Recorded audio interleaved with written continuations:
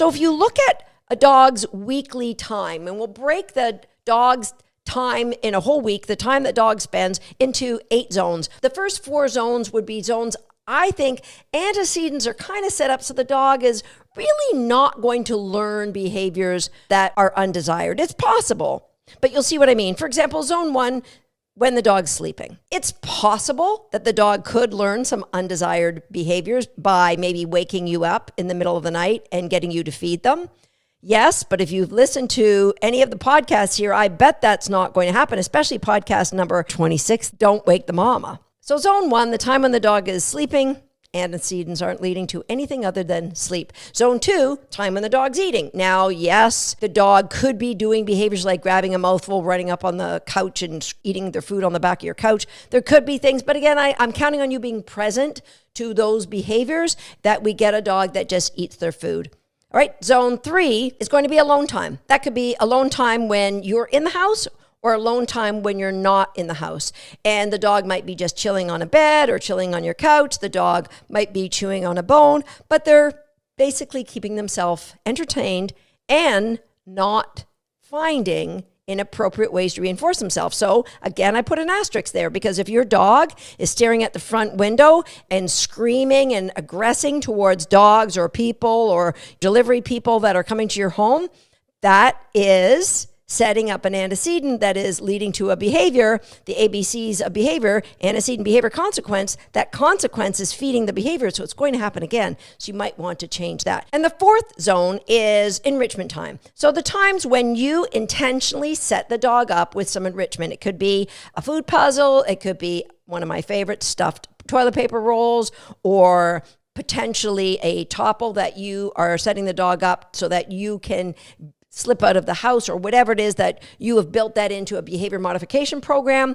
So whatever, enrichment could be a sniff zone. It could be your snuffle mat. There's a lot of different things that can be put into your umbrella of enrichment. But those first 4 zones, your dog sleeping, eating, alone time, and enrichment, not too much can go wrong with those.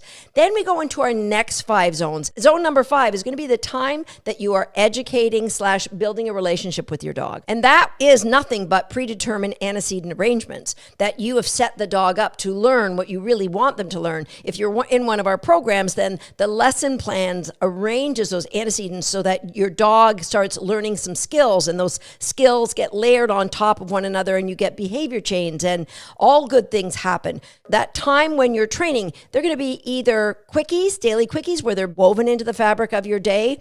They might just take 30 seconds to a minute, or they're pre-planned training sessions that might be 5 to 10 minutes, or if you're doing some sort of sport, it could be even longer than that.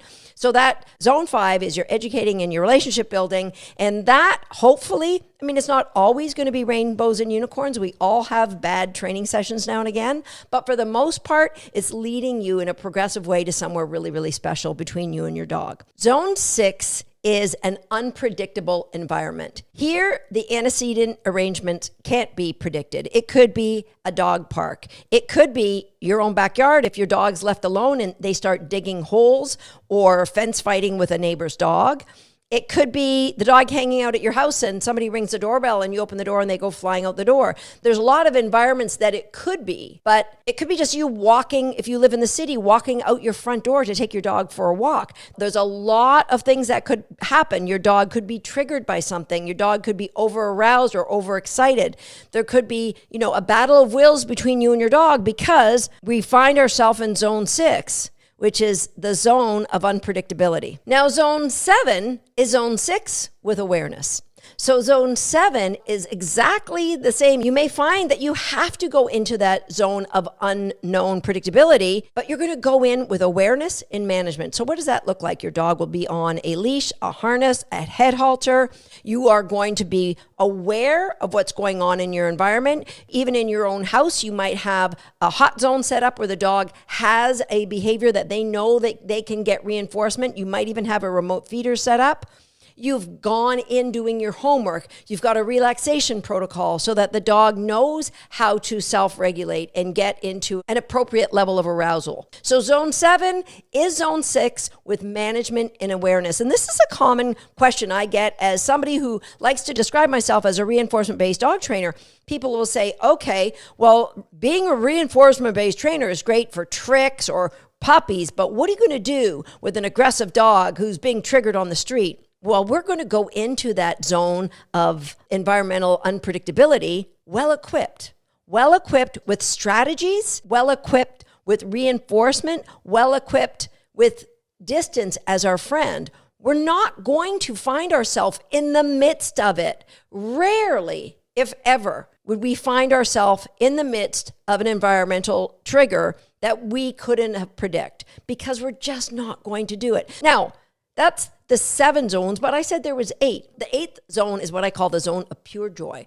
And that's where the dog might be playing with their BFF, they're roughhousing with another dog, or they're out hiking with you off leash in a safe environment where you aren't asking them to do anything because you know the chances of them coming back is very, very small. But the chance of them getting environmental reinforcement is low. Now, a conservation area, yeah, you can't control that. So I would either have the dog on a leash or do like sniff spots where you might have a smaller area, a small, safe, fenced-in area where the dog can go off and investigate and sniff, but you don't expect them to come back. If they connect with you, you might praise them and put some food on the ground for them. You are going to grow your dog's recall, but that doesn't mean they don't get any joy in their life until you have a recall. What I would do is zone 8 is a place where I spend very little time when my dog is super young. Do they have great unabandoned joy? Absolutely. Doing things like recalls out in the front lawn or recalls in a baseball diamond between 2 people where I can guarantee that my dog is safe. And then zone number 8 grows and grows as zone number 5 gets better and better. So when my dog gets so proficient at these games, what happens is the antecedent arrangements, even in the woods where they might see wildlife, there's so much in my favor now, they're not likely to go after the deer like they would have had they not had all that good training with me. It's not just about playing a game. It's about playing the game while you are intentionally building up your own habits. What you are doing is you're making a commitment to your dog to make the rest of his life be the best of his life.